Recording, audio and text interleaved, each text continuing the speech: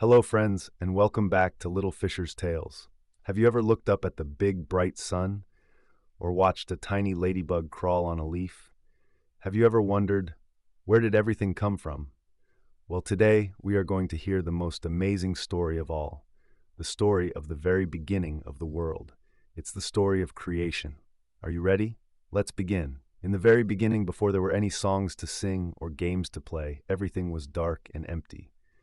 The world was like a big, quiet hug of darkness. Then, on the very first day, God's powerful and loving voice echoed through the quiet. "Let there be light," he said. And just like that, there was light. It was bright and wonderful. God saw that the light was good. He separated the light from the darkness. He called the light day for playing and exploring, and the darkness he called night for resting and sweet dreams. And that was the end of the very first day. On the second day, the whole world was covered in water. So God spoke again. He created a great, wide-open space high above the waters. He called this beautiful blue space sky. It stretched out like a giant canopy, making a roof for our world. Isn't that amazing? On the third day, God said, "Let the water gather into one place and let dry ground appear." And it happened. He called the dry ground earth, and the waters he called seas. And God smiled because it was good. But God thought the new earth needed some color. So first he commanded soft green grass to grow. Then he sprinkled the world with flowers of every shape and size, making everything smell wonderful. And finally he planted tall trees that reached for the sky, ready to give shade and grow yummy fruit to eat. The third day was now bursting with life. On the fourth day, God looked up at the big sky he had made and said, "Let there be lights in the sky." He made a great light to rule the day, the sun. It brings warmth and helps all the beautiful plants to grow big and strong. And he made a softer light for the night, the moon. And all around the moon he sprinkled countless tiny sparkling stars to make the night sky magical. On the fifth day, it was time to fill the waters. With a word from God, the oceans began to wiggle and splash with life. He made tiny seahorses and giant whales. He made slippery seals and playful dolphins. The whole ocean became a wonderful, watery playground.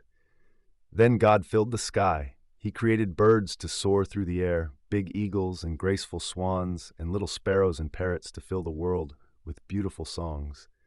God blessed them all and told them to fill the world with their families.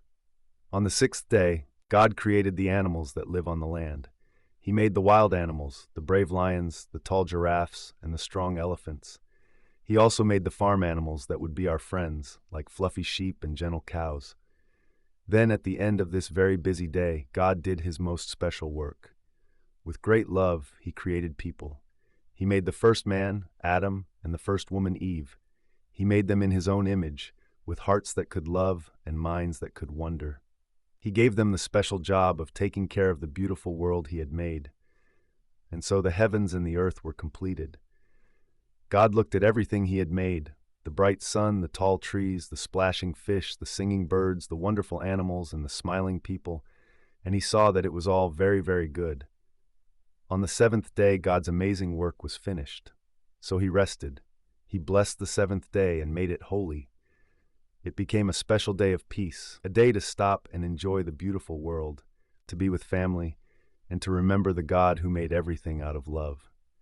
And that is the story of how our wonderful world began. Isn't God an amazing artist? Every time you see a beautiful flower, a soaring bird, or a sparkling star, you can remember this story and the God who loves you so much. Thank you for joining us for this story. If you liked it, please give us a big thumbs up and ask your parents to help you subscribe so you don't miss our next adventure. We'll see you next time on Little Fisher's Tales. Bye-bye.